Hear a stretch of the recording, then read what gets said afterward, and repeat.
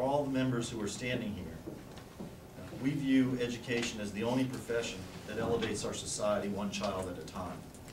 It is in every respect the greatest equalizer known to a democracy. When we fail to fix a pothole in a street, inconvenience follows, but new routes are found. But when we fail to educate a child, irreparable damage ripples through the economy and the country from generation to generation.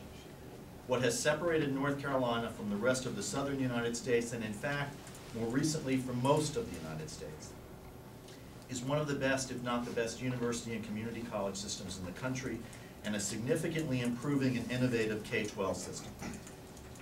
The budget targets that issued yesterday squarely place all of that progress in jeopardy.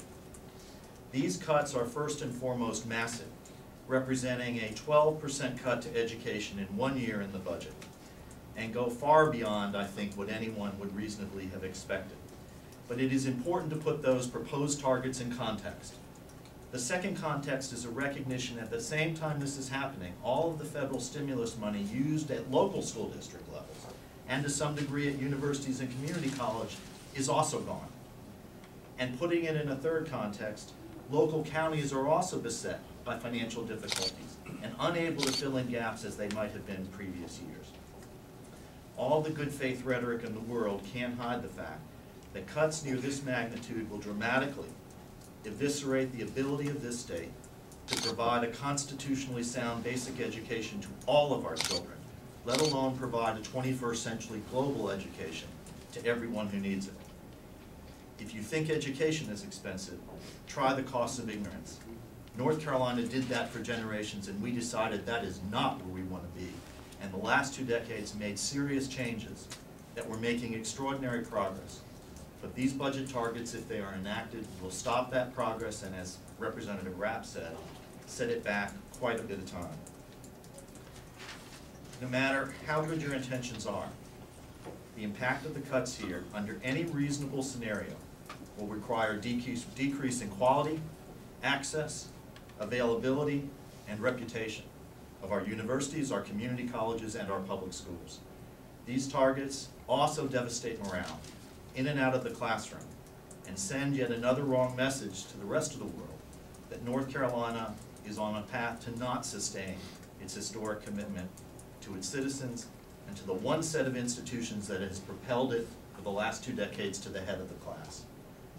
Finally, we have seen what capped enrollments and cuts in financial aid, elimination of preschool programs, cuts in general quality of daycare and access to it, and increases in class sizes results. We don't have to think about what the results are. Take a look at Arizona, take a look at California, take a look at Georgia, take a look at Nevada. They are no better off for those decisions.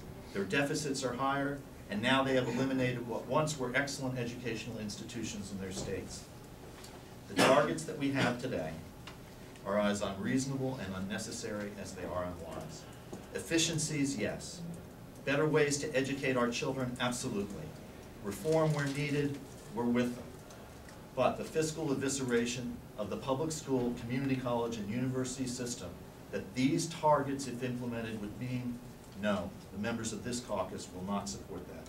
As Democrats, maybe where we differ most with our Republican colleagues today on the targets that issue are that when it comes to our children, when it comes to our future, and when it comes to the sacrifices North Carolinians are willing to make to prepare and provide for both, we simply believe that North Carolinians have higher expectations of themselves than those targets represent.